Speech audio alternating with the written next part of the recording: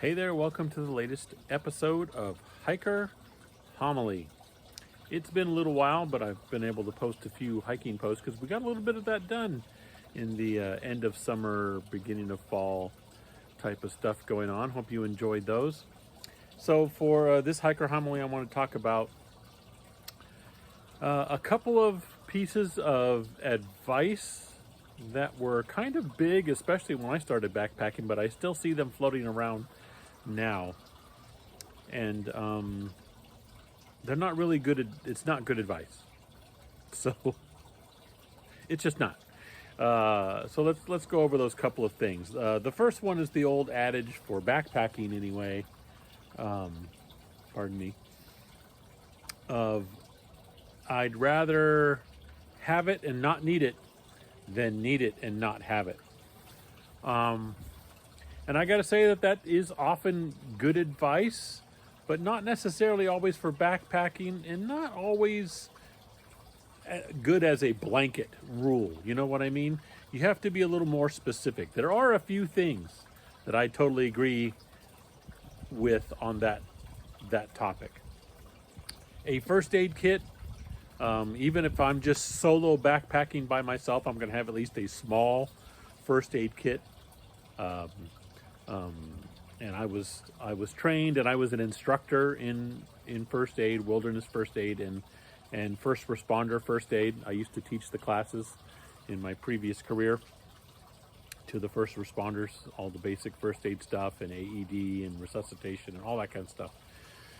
So I know it is important, and it's just as important to have the right tools. So a first aid kit, yes. Even if I'm just solo, if I'm with a group, like when I used to hike with the scouts, or I do a lot of group backpacking with my friends when we were younger, we'd carry a larger kit because you never know what's going to happen, and we have a large group of people. And sometimes it's easier then because you can split it up amongst people, but somebody would end up carrying the first aid kit, and it would be a semi-larger one. But even by myself, I carry at least a small first aid kit with specific things in it, and I think I've done a video with a list of what's in the first aid kit. If not, that's probably something I'll do later. But first aid kit, yes. That's one of the perfect examples of I'd rather have it and not need it than need it and not have it. So knowing that I will probably not have to use this first aid kit, I'm still going to have one in my pack every time I go backpacking. Every time I go day packing, even if I'm not going to be out there spending the night and things like that. It's only going to be for a couple of hours. I have a first aid kit in my backpack. It is a standard piece of gear that is constantly in my pack. When I pick it up to go and it's ready to go, it's got a first aid kit in there. So that would be one example of that. But there's a bunch of other things that, no. That's why you do research ahead of time. Like some folks, sometimes it's like ice axe, things like that, because I'm going to be going up in the high elevations. And do your research. Figure out what's going on. Is the weather going to be there? Is there snow up on those trails? If not, you are not going to need that kind of thing. What kind of situation do we have? I mean, I've backpacked in the Sierras before where there was snow on the ground and not needed an ice axe because I wasn't going to be doing a particular type of hiking. You know, I'm going to be on a well-marked trail, and even with snow on the ground, the trail is there. There's not really elevation issues. I'm not on slopes and things like that. So ice axe, no. It's not one of those things where... And there are other examples out there. I'm struggling in my brain to remember some of the things out there that people have said. But like, for example, a full-on winter coat. But you're backpacking in the early spring. Now, is there a chance you might get rain where you're going? Even if it's not forecast? Absolutely. So have a light rain jacket or poncho or whatever you prefer for rain coverage. That's a good thing to have. And if you don't need it, it's not that big of a deal to have it in your pack. It's not taking up a lot of space because you can scrunch it down, and it's not heavy and things like that. But am I going to carry a big fluffy jacket? Maybe even something like this? Probably not, unless I have done my research and figured out that, oh, when I'm going to be out there, it's going to be 37 degrees. or 41 degrees. So I'm going to need a better jacket because it's going to be cold. And you're going to be hiking, you're going to be sweating. That could lead to other issues.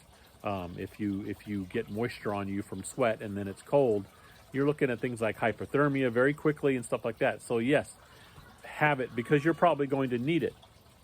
But if I'm looking in its forecast for when I get to that point and I'm going to be hiking, it's going to be in the 60s, the 70s, a little light breeze, no real chance of rain. Like I say, I'm still going to have a light rain cover in my pack, but I'm not going to bring a heavy jacket. It's not one of those cases where rather have it and when I need it. But no, that's there is such a thing as you know. I know be prepared is an important thing, but there is such a thing as being over prepared and carrying extra things. And I'm going to do a whole thing on backpacking tips where we talk about over carrying stuff. You're hiking, you're packing your fears basically, and things like that. So yeah, not exactly a great piece of advice, or at least it's not a good piece of advice to take as like a whole blanket anything. Stuff everything in your pack because you'd rather have it and not need it than need it and not have it. No, there are specific things, yes, that you should have, but that doesn't cover everything. You need to think about it. You need to do your research. You need to figure out exactly what kind of gear you're going to need to have with you and carry the stuff that you are going to most likely need. And there should only be a few things where it's like, I shouldn't need this, like a first aid kit or things like that. But just in case, that's not going to hurt to have it in my pack. It is just in case I need that. Shush, chickens. Always, when I'm shooting back here, always chickens want to talk to me. And they've got their treats, so they're being greedy at this point. But yeah, so a little bit of advice there. Okay, next thing to get on before I completely get around there is it was really big when I was backpacking. We're starting to move away from it, but I still see it on the online stuff. You still see a lot of people try and give this advice is when you do take your breaks, don't take your boots off or your hiking shoes until it's the end of the day and you're not going to hike anymore because your feet will swell. And then you won't be able to get your shoes back on, or when you do, they'll be uncomfortable. Wrong. That doesn't happen. That is not a thing that goes on. In fact, the actual opposite has been found to be the thing you need to do. If you can get your shoes off, if you're going to take a long enough break, and you're going to be off your feet for a little bit, like say you've decided to take a lunch break. It's going to be a full meal break. You're going to be off your feet for 20, 30 minutes. Take your shoes off.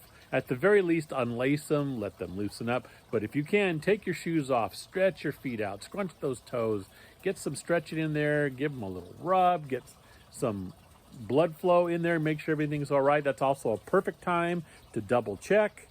Sometimes you'll feel the hot spots that begin a blister. Sometimes you might not feel them. So check if you can to see if you've got any blisters forming, any kind of rubbing points, anything going on there. Also, if you happen to have been hiking an area where your feet have gotten wet, that's a great way to get them a little bit drier and things like that. So that's completely false.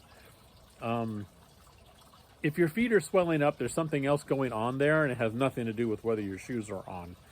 That's going to be uncomfortable with or without your shoes on. It's going to happen.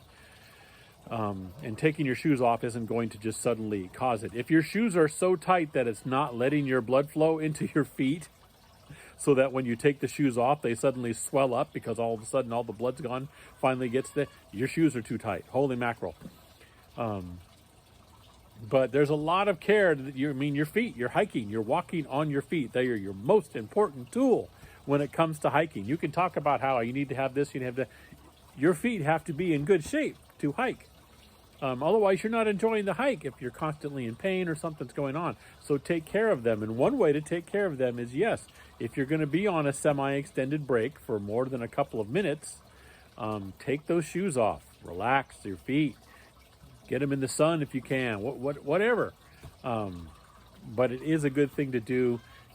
There is absolutely no need whatsoever to worry about your feet are going to swell. You're not going to get your shoe. If you can't get your shoes on with a little bit of foot swelling, your shoes aren't properly fit to you. You should have plenty of space, but that's not what's going to cause your feet to swell is the big thing. That's a complete myth. It's not true. So there you go. There's a couple of just myths that I still see bouncing around online that a lot of us believed when we were younger backpacking, and for me that was back in the 1980s, so way far back there. And that's just not how it is. Those are just myths. It's not true. So don't be afraid of that kind of stuff. Other than that, that's the latest episode of Hiker Homily. I hope you guys are doing well and you're doing all right for the winter time as it comes up. I don't know how much actual hiking I'll get going in the winter time, but my wife and I might have a couple of road trips planned and fun stuff like that all the way through the winter. And then we got some cool stuff going on next year. And I always do a video about what I hope to get going next year. Plans change and things happen in life, so I can't guarantee, as always, what I say in those videos is actually going to happen. But you want to, that's the thing I'm shooting for. So there we go. Thanks very much. Always thank you very much for watching, and hope you're all doing well. Happy winter, and I'll catch you next time.